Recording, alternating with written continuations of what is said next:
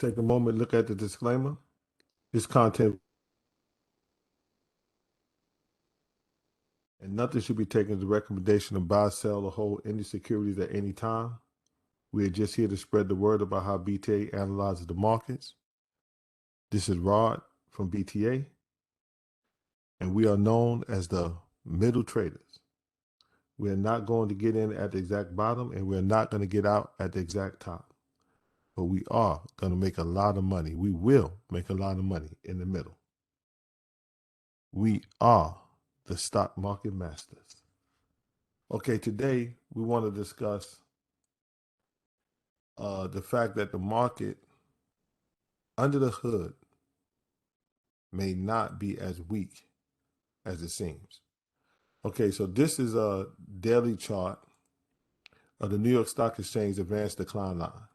So up top we have the advanced decline line. So it's basically the advanced issues minus the declining issues, right? Notice that the advanced decline line is making higher lows. You got a low here and then a higher low. And the Standard & Poor's 500 down here below is making a lower low. So that's a bullish divergence. That's showing you that underlying the market, underneath the hood, we have underlying strength, okay? So New York Stock Exchange common stocks advanced decline line is having a bullish divergence with the Standard & Poor's. That's positive action. Now let's look at the Standard & Poor's advanced decline line versus the Standard & Poor's. Notice you have the same thing. The advanced decline line is making higher lows, where the so under the hood, it's not as weak as it seems. Price is making lower lows, but you have more advancing stocks than declining stocks. So that you see the same picture on the New York Stock Exchange. Now you're seeing it on the Standard & Poor's 500. Now let's look at the Standard & Poor's 500 advancing minus declining volume.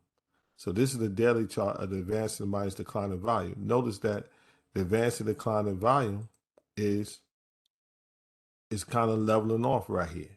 It's kind of leveling off where the Standard & Poor's is making lower lows.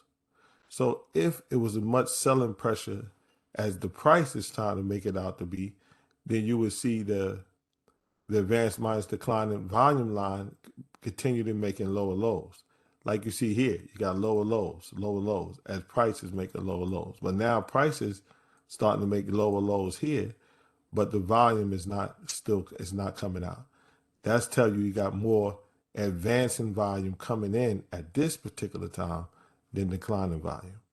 More bullish, positive divergences. It's not as much selling pressure as it was at the beginning of this downturn. Okay, so now you have the Nasdaq, which has been the worst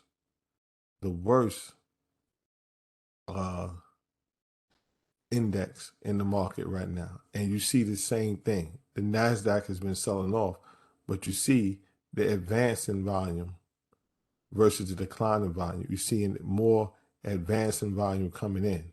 You don't have lower lows on the advancing volume minus the declining volume. So you got more advancing volume coming in while the Nasdaq is trying to sell off. More bullish divergences, okay? More bullish divergence. If I put the Nasdaq on here so you can see it, that's no problem. Let's do that, okay? And let's update this here.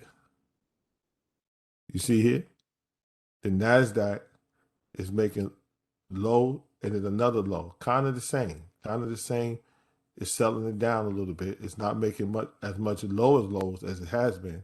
It's starting to settle down, but as the Nasdaq is making a low than another low, look at the volume up top. It's making a higher low. It's telling you more volume is coming in.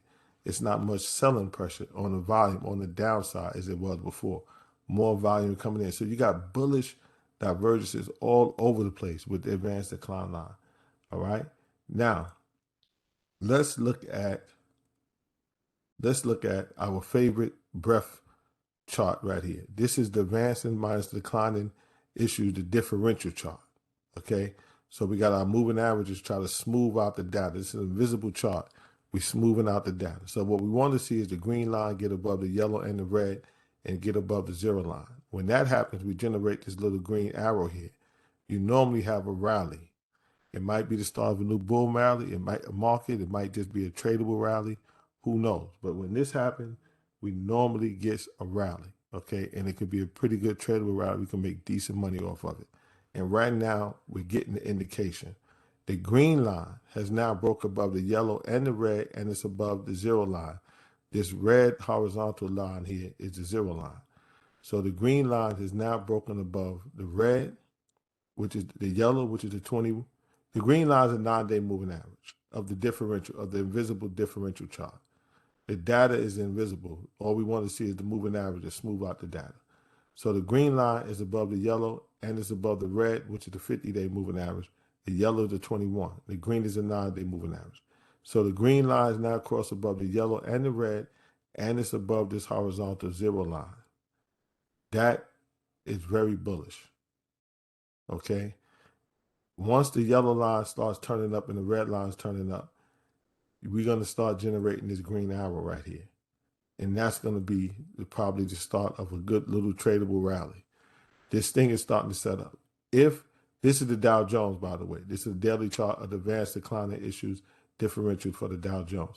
If the market was bad as it is selling off as price is making it seem out to be, then you would not see this.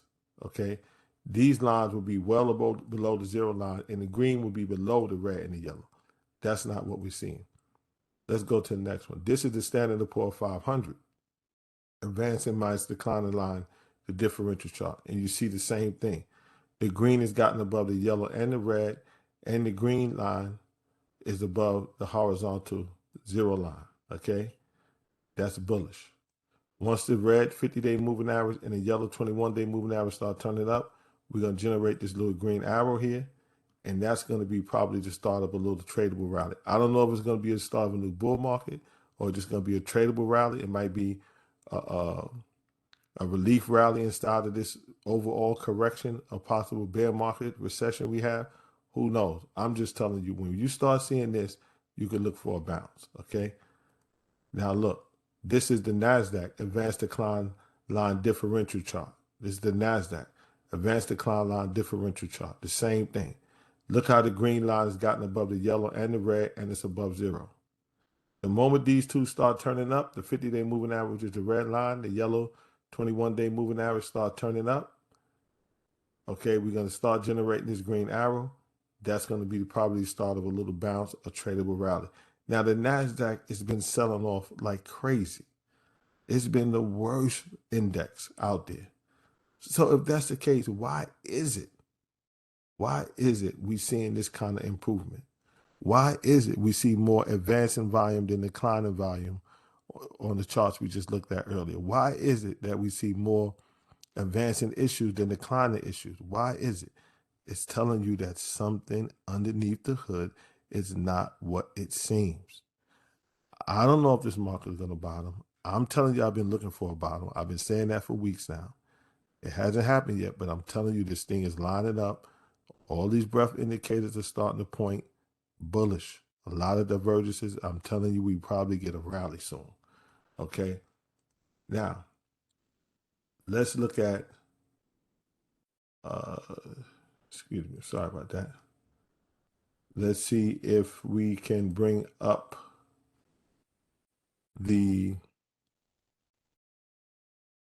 bear with me for 1 second. Okay. So right here we have, better yet, let me close this down and let me bring it up a little bit better. Okay, give 1 second. Right here we have, bear with me, y'all, bear with me. Sorry about that. Okay. We're going to bring this up right now.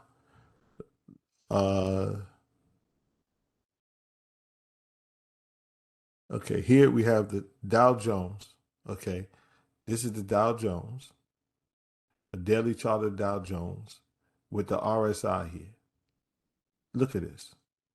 The Dow Jones is making lower lows. The RSI is not. This is a bullish divergence. Look at the Chaikin money flow, which is basically a volume-weighted RSI. Look at the Chaikin money flow, showing you that money is coming into the Dow Jones. It has actually turned positive for the last 2 days. The Dow Jones sold off hard today, and it actually closed in the green today after selling off extremely hard. You can see today's action right here. It sold off hard, and now it closed into the green, and it closed positive for today. This is a bullish divergence. The RSI is not making lower lows as price is making lower lows. And look at the Chaikin money flow. It's showing you that it's making higher lows also. Another bullish divergence, and it actually has turned positive. Okay? This is a bullish divergence. All right? Clear bullish divergence. All right? On the Dow Jones versus the RSI. Let's look at the Standard & Poor's 500. Okay? With the RSI. This is the Standard & Poor's 500 here. Okay, this is S&P 500 with the RSI here and the Chaikin money flow. Same thing. Look at it. Look here, we get lower lows on the on price, but look at the RSI making higher lows. Look at the Chaikin money flow here. It's starting to go positive. It's making higher lows as price is making lower lows. Bullish divergence. Now, this is the Nasdaq. This is the chart of the Nasdaq, daily chart of the Nasdaq. Same thing. This is the worst index in the market, the worst. Look at it. It's making lower lows as price is making lower lows as the RSI is making higher lows. The RSI is making higher lows. And look at the Chaikin money flow, making higher lows. Bullish divergence. We got bullish divergences all over the place. We got the advanced decline line. We got the advancing volume versus declining volume. We got the market breadth indicators, the visible chart. Now we're seeing the RSI, Chaikin money flow. Okay, we got bullish divergences all over the place. Now let's look at this. This is the Dow Jones, a daily chart of Dow Jones with the on-balance volume and accumulation distribution line right here. Same thing. You got price selling off on the Dow Jones. Look at the on-balance volume. It's leveling out. If the price, this sell-off, okay, if it was extremely strong, if the institutions was dumping this thing as bad as it looks, you would see this volume line turning down. But this volume line has been selling it off. It settled off. It got to a channel here.